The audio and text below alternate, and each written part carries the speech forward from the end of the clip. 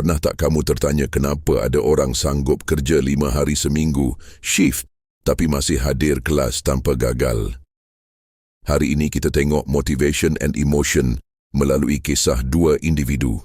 Seorang polis di bawah Kementerian Dalam Negeri dan seorang jururawat di bawah Kementerian Kesihatan Malaysia yang mempunyai motivasi tinggi untuk sambung belajar psikologi counselling di UMS.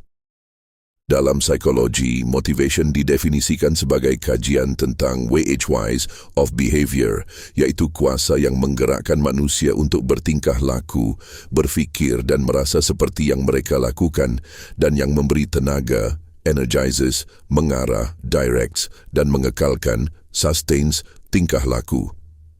Motivasi bukan sekadar semangat, ia ada sebab, ada emosi, ada matlamat dan ia boleh dijelaskan melalui beberapa teori. Aiman, seorang polis di bawah KDN, Sarah pula jururawat di bawah KKM, dua-dua kerja 5 hari seminggu. Ada hari Aiman pulang lewat, ada hari Sarah penat, emosi drained, tetapi mereka masih pilih untuk hadir kelas UMS tanpa gagal. Aiman, aku penat, tapi aku tak mau berhenti. Aku mau faham manusia, emosi, trauma, cara bantu orang dengan lebih berkesan. Kadang-kadang, kalau saya balik kerja, kepala saya sangat penuh.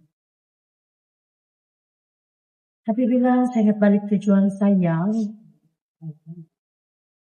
kena bangun semula.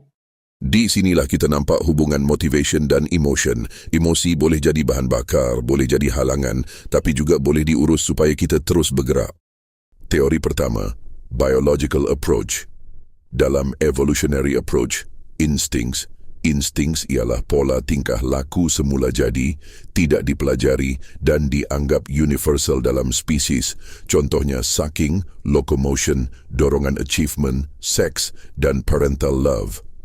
Bila Aiman dan Sarah berusaha sambung belajar, sebahagian motivasi itu boleh dilihat sebagai dorongan biologi yang berkait dengan survival dan achievement, keinginan untuk menjadi lebih berdaya saing, lebih kompeten dan melindungi kesejahteraan diri serta orang lain. Emosi seperti bangga, takut gagal dan rasa tanggungjawab boleh dikaitkan dengan naluri pencapaian dan perlindungan. Seterusnya, Drive Reduction Theory. Teori ini fokus kepada mengelak defisit. Manusia ada keperluan fisiologi, drives, yang mendorong tingkah laku untuk mengurangkan drive tersebut melalui kepuasan keperluan, berdasarkan konsep homeostasis, keseimbangan stabil. Bila Sarah rasa stres selepas shift, dia perlukan keseimbangan, rehat, tidur, makan dan juga kestabilan emosi. Tetapi kenapa dia masih hadir kelas? Sebab selain keperluan fizikal, ada juga drive psikologi untuk rasa selamat dari segi masa depan. Aku perlu ada ilmu untuk bantu orang dengan betul. Kalaulah saya berhenti sekarang, saya rasa kosong. Macam saya belum bersedia bantu pesakit atau orang lain dari segi emosi. Kadang-kadang motivasi belajar datang untuk menutup jurang kemahiran, jurang keyakinan, jurang kefahaman. Teori ketiga, Optimum Arousal Theory.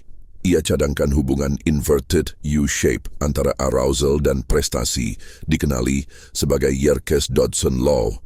Arousal sederhana biasanya terbaik. Arousal terlalu rendah, bosan. Terlalu tinggi, cemas. Aiman ada hari kerja yang tegang. Kalau arousal terlalu tinggi, dia mudah rasa anxiety dan sukar fokus dalam kelas. Kalau terlalu rendah, dia mungkin hilang momentum dan malas. Jadi Aiman perlu cari titik optimum. Cukup teruja untuk belajar, cukup tenang untuk fokus. Contoh strategi, rehat 10 minit sebelum kelas, teknik pernafasan, minum air, ringkaskan nota supaya arousal jadi stabil dan prestasi meningkat. Masuk kepada psychosocial theories. Pertama, incentive theory. Motivasi berlaku kerana rangsangan luar, iaitu incentives yang menarik seseorang ke arah tertentu. Contohnya, ganjaran positif seperti gaji, sijil, kenaikan pangkat, atau mengelak insentif negatif seperti hukuman atau kegagalan. Bagi Aiman dan Sarah, insentif luar mungkin termasuk peluang kerjaya, pengiktirafan atau syarat profesional. Tetapi kalau hanya bergantung pada insentif luar, bila letih, mudah putus asa. Jadi kita perlu lihat teori seterusnya. Cognitive approaches menekankan peranan pemikiran, bagaimana kita menilai situasi, harapan dan atribusi. Di sini juga kita bincang intrinsic dan extrinsic motivation. Intrinsic motivation datang dari dalam, keseronokan belajar, rasa ingin tahu, cabaran, makna.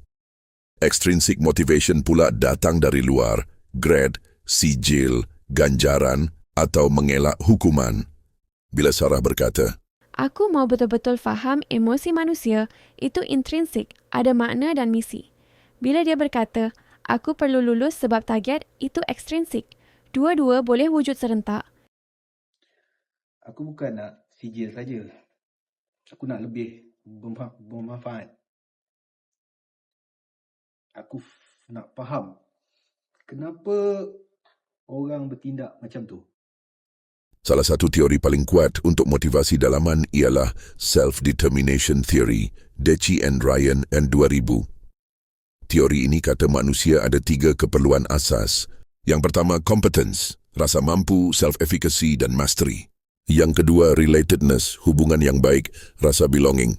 Yang ketiga, autonomy, rasa ada pilihan berdikari.